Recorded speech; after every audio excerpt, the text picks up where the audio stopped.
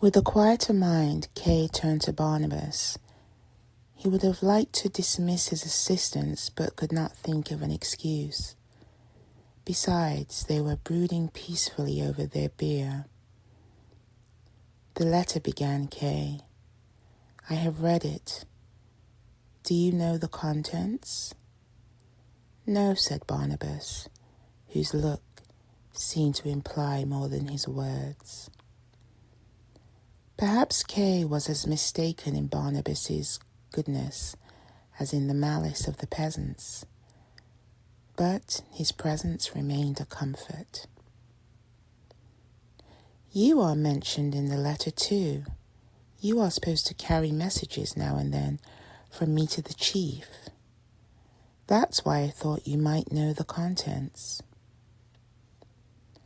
"I was only told," said Barnabas, "to give you the letter, to wait until you had read it, and then to bring back a verbal or written answer if you thought it needful." "Very well," said Kay. "There's no need to write anything. Convey to the chief. By the way, what is his name? I couldn't read his signature." "Clam," said Barnabas. "Well, convey to Herr Clam my thanks for his recognition and for his great kindness, which I appreciate, being, as I am, one who has not yet provided his worth here. I shall follow his instructions faithfully. I have no particular requests to make for today." Barnabas, who had listened with close attention, asked to be allowed to recapitulate the message. Kay assented. Barnabas repeated it word for word. Then he rose to take his leave. Kay had been studying his face the whole time, and now he gave it a last survey. Barnabas was about the same height as Kay, but his eyes seemed to look down on Kay. Yet that was almost in a kind of humility. It was impossible to think that this man could put anyone to shame. Of course, he was only a messenger and did not know the contents of the letters he carried, but the expression in his eyes, his smile, his bearing seemed also to convey a message, however little he might know about it. And Kay shook him by the hand, which seemed obviously to surprise him, for he had been going to content himself with a bow. As soon as he had gone, before opening the door, he had leaned his shoulder against it for a moment and embraced the room generally in a final glance. Kay said to the assistants, "I'll bring down the plans from my room, and then we'll discuss what work is to be done first." They wanted to accompany him. "Stay here," said Kay. Still, they tried to accompany him. Kay had to repeat his command more authoritatively. Barnabas was no longer in the hall, but he had only just gone out. Yet in front of the house, fresh snow was falling. Kay could not see him either. He called out, "Barnabas!" No answer. Could he still be in the house? Nothing else seemed possible. Nonetheless, Kay yelled the name with the full force of his lungs. It thundered through the night, and from the distance came a faint response. So far away was Barnabas already. Kay called him back, and at the same time went to meet him. The spot where they encountered each other was no longer visible from the inn. "Barnabas," said Kay, and could not keep his voice from trembling, "I have something to say to you." And that reminds me that it is a bad arrangement to leave me dependent on your chance comings for sending a message to the castle. If I hadn't happened to catch you just now, how you fly along, I thought you were still in the house. Who knows how long I might have had to wait for your next appearance. You can ask the chief, said Barnabas, to send me at definite times appointed by yourself. Even that would not suffice, said Kay. I might have nothing to say for a year at a time, but something of urgent importance might occur to me a quarter of an hour after you had gone. Well, said Barnabas, shall I report that to the chief, that between him and you and some other means of communication should be established? No, said Kay, not at all. I only mentioned the matter in passing, for this time I have been lucky enough to catch you. Shall we go back to the inn, said Barnabas, so that you can give me the new message there?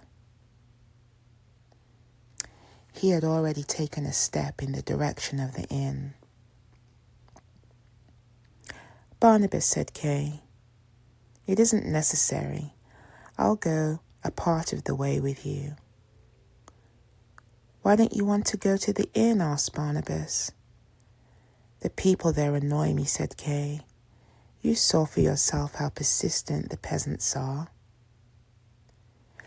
We could go into your room, said Barnabas. It's the maid's room, said Kay. Dirty and stuffy. It's to avoid staying there that I want to accompany for you a little, he added. In order to finally recover Barnabas's reluctance, you must let me take your arm, for you are surer of foot than I am. And Kay took his arm. It was quite dark. Kay could not see Barnabas's face. His figure was only vaguely discernible. He had to grope for his arm for a minute or two. Barnabas yielded, and they moved away from the inn. Kay realized, indeed, that his utmost efforts could not enable him to keep pace with Barnabas, that he was a drag on him, and that even in ordinary circumstances, this trivial accident might be enough to ruin everything, not to speak of side streets like the one in which he had got stuck that morning, out of which he could never struggle unless Barnabas were to carry him.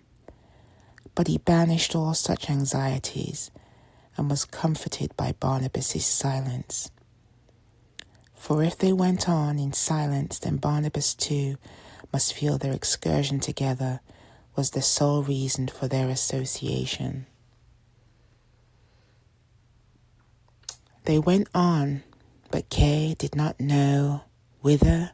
He could discern nothing, not even whether they had passed the church or not.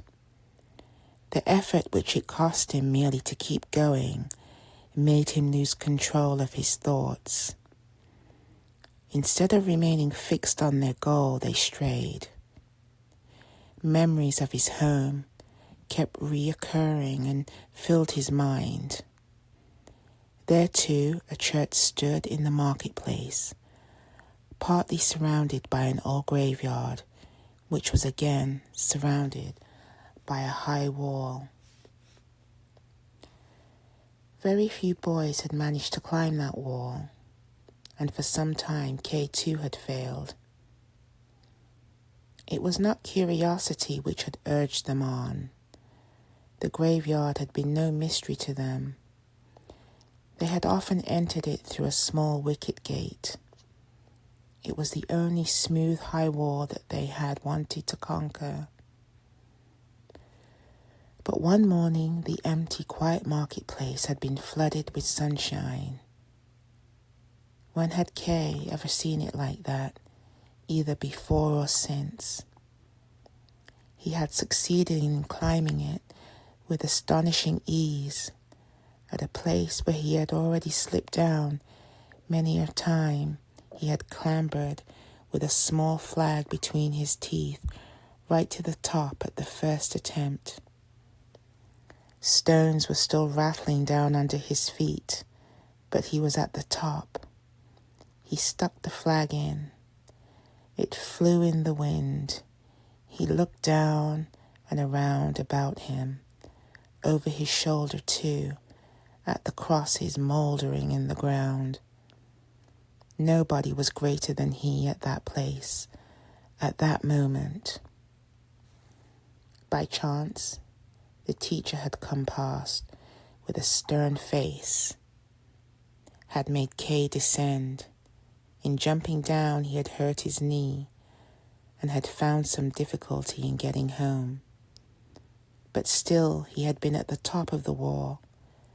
The sense of that triumph had seemed to him then a victory for life, which was not altogether foolish.